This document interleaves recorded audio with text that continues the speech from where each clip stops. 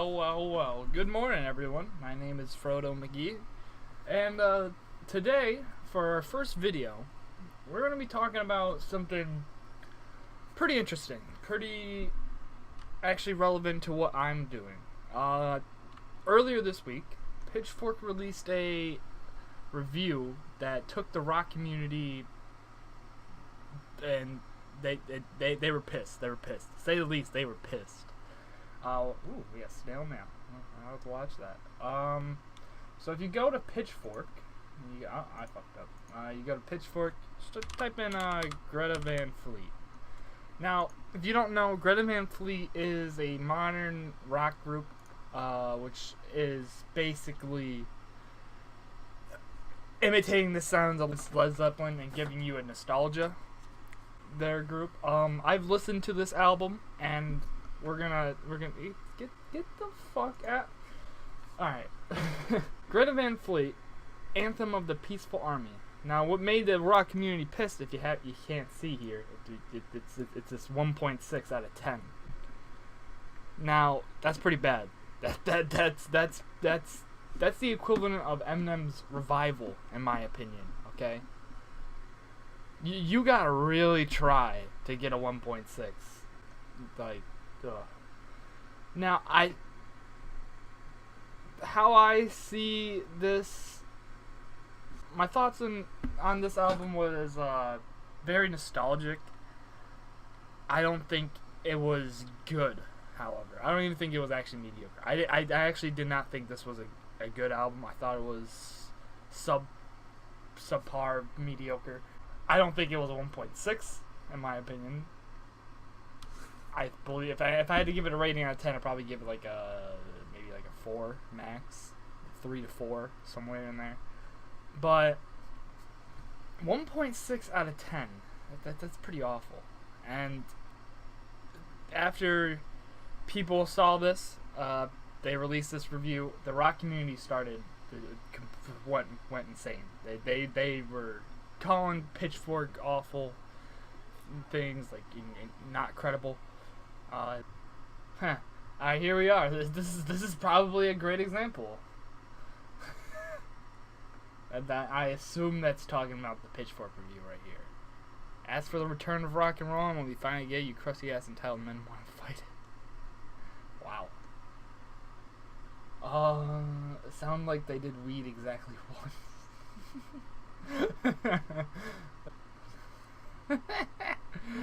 Yeah, see, these are actually pretty funny too. I'm not gonna lie. I've actually seen a few of these, and I've enjoyed myself reading them. They're pretty funny. The best rock band I've heard in 25 years. But no, today's topic, we kind of go on a tangent, just looking at some comments here. Actually, you know what? I'm just gonna keep scrolling through to make this video a bit more entertaining. You guys can see some of the stuff that happens when you type in Greta Van Fleet on Twitter.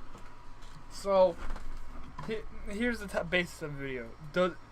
Does giving a 1.6 to an album, or actually giving any bad review of an album, make you, I guess, and not credible or anything? No, it does not. This reaction that's happening over here, this is expected whenever you give any bad review of any album. There's going to be fans, diehard fans of any artist out there. In fact, if I were to go and give Kanye or Kendrick a 1.6 on an album, you bet your ass I'd probably get some people typing in some comments saying, you're a fucking piece of shit, you're a dumbass. But nevertheless, Pitchfork giving Greta Van Fleet a 1.6, that's what they decided. Now, I don't think it was that bad, but that's what Pitchfork decided to do. I feel like if I were to read this, a lot of it, that's what I was about to say too. That's the worst part. A lot of it's going to be comparing them to Led Zeppelin, anything from this group for that matter, because this group imitates their sound directly to beat Led Zeppelin. There's no in the middle between Led Zeppelin and their own sound. There is no. This is them. The production and they basically pay to do is just sound to the degree of Led Zeppelin. And that's just about that's their niche. That's the thing that makes Greta Van Fleet Greta Van Fleet. We're gonna try to sound like Led Zeppelin and still make music. And I guess it's doing well for them. I think I read somewhere that they were supposed to be getting about 75,000 sales first week for this album. Which, hey, good for them. Personally, when I went in to listen to this record, I knew the whole Led Zeppelin. Yeah, there it is again. I knew the whole entire Led Zeppelin thing was going to come in my mind and be like, alright, well, this is going to sound like Led Zeppelin, so I got to make it cool. No, you don't. But the problem I found with this album was, if you're going to try to hit a nostalgia type people's, if you're going to try to have your album just based primarily just all around nostalgia of sounding like how bands were back in the days of a Led Zeppelin or even Deep Purple, or you really got to put your effort in. You really got to make it sound nostalgic. You can't just come in here with this half-ass type thing, which is what I thought this album was. When I listened to this album, I thought it was just, they didn't really try as much this time around. So I heard the earlier stuff before, and I liked it. I actually didn't mind some of the earlier tracks in their discography. But on this one, it just felt messy. It felt like they weren't even trying a bit more. They were just kind of losing. They were just like, alright, well, whatever we do is just going to sound like it. And I just threw it all together like that. I didn't like that. I felt like this was a rushed, maybe not rushed, but just messy, not fleshed out type piece of music. Look, oh god. They have it said twice in one sentence. Wait, what does that say? Led Zeppelin demand very little when forgetting how good Led Zeppelin often. See, this is why I came here. This is why I'm doing the video, because we have a Zeppelin all over this fucking review. But I don't think Pitchfork, I don't want to say deserves the hate, because, I mean, they're going to get it no matter what. It's doomed to happen if you do a bad review. But I wouldn't discredit Pitchfork off of one review. I'm not saying Pitchfork or anyone shouldn't do bad reviews. I'm saying bring them on. Bring on the 1.6.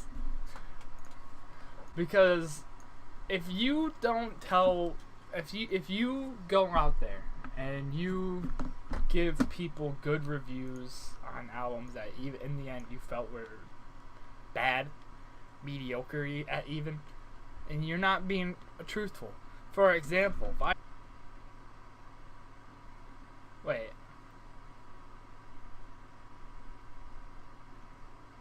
That's not right. They changed the review? I don't remember that. Okay, never mind. We'll go to Revival. I prefer AOTY, by the way. It's a nice way to see new albums come out and have a collective music critic type average out and stuff. Here's the biggest example.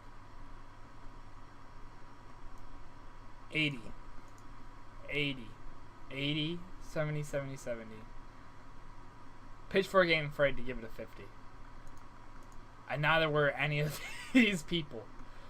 Oh my god, they gave that an 8. Damn. This was not a good record. This actually was not a record. And I think the fan base can even say it wasn't even that good of a record. Because, and I don't remember this one track. This track. Actually, I do remember Framed. Because I was framed. Yeah, that one was bad. I don't remember any of this. I don't remember. Yeah, I remember Framed. That was that bad. But this is the point I'm making here. If we continue to give bad albums that even the public doesn't, see as good either, if you give that album a good review and the public hates that album, and along with many of your other music critic companies are giving it bad reviews and you're giving it a good review, you better have a goddamn good reason. Pitchfork here, I feel like the main reason, I don't even have to read this, I just see Led Zeppelin, Led Zeppelin, Led Zeppelin throughout every single fucking paragraph. And that's the problem with this whole entire review they gave. They're continuing to compare Greta Van Fleet to Led Zeppelin. You gotta kind of take that aspect away, and you gotta try to remember that Greta Van Fleet's trying to be nostalgic for Led Zeppelin fans. They're trying to have them hear themselves out on the radio nowadays and be like, oh, that sounds like Led Zeppelin. And they check them out. That's the point of Greta Van Fleet. It's a nice marketing tactic as well. I mean, your market is based around nostalgic fans. You gotta kind of hit that nostalgic thing. And on this album, I felt like they didn't even do that. 1.6, I'm not saying that's wrong. You know, Pitchfork said that's how they felt, that's how they felt. I personally say it's up to between 3 and 4. I did not care for this at all either. I thought it was very fucking messy. And I think with that, we might... Wait, what? Why is it believe in things? Don't, are you bashing? You don't have to... Oh, wait, there's one more thing I gotta talk about. Alright, so I've read somewhere that someone on this Twitter thing said that, you know, Led Zeppelin's first album also didn't get good reviews. So that this bad review doesn't mean anything. I'm gonna stop you right there. Led Zeppelin were pioneer. Okay? They started. They had their own style sound. They started everything. Taking influence from the previous acts that were first coming, and they were also the pioneers. Yeah, Bob Dylan, you know, great writer. Greta Van Fleet is not pioneering jack shit. They were just taking what Led Zeppelin did and bringing it back. You can't come and say, you know, oh, Led Zeppelin's album was bad when they first came out, and they got bad reviews. And it's one of the greatest. So this getting bad, it doesn't mean anything. It's probably going to be better down the line, and it's going to be one of the greatest albums. No, you can't say that because they aren't pioneering shit. These guys haven't pioneered shit. I listened to this whole album. They didn't bring anything new to the goddamn fucking table. They brought nostalgia. That's it. You cannot compare this to Led Zeppelin. You cannot even give it that. You can't even credit them like, oh, well, maybe 10 years from now it'll be looked at as one of the greats. No, it won't. It won't. It won't. Because they're not making a new sound movement. It sounds already came and gone. They're trying to revive it. This is kind of like how we have that genre of music that the Black Keys fall under, the garage rock revival. You cannot... You can't do that. You just can't do that. It makes no sense. There's a reason why Led Zeppelin's album went on to be legendary. Because it was a first.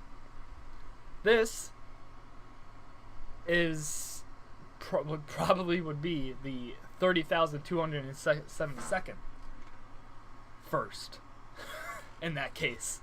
So after all those first, this sounds nothing new. This sound's already been here. They're just bringing it back. And with that, I think we're going to cut it off here. You know? In the description, I'll link my blog. And I'll link anything else. We're going to have a Patreon soon, which I'm going to try to have it set for about 25 cents a video. I'm going to try to make it the cheapest possible. I'm probably gonna do some like maybe some special stuff for the Patreons. They're giving me a quarter, you know. If I can do that, of course. If not, then I'll wait a bit. But you know, we're gonna have some more social media stuff for Frodo McGee. And with that being said, there's more to come. There is more to come. I've currently been trying to learn how to use this recording software and such. So, yeah, with that being said, Frodo McGee out.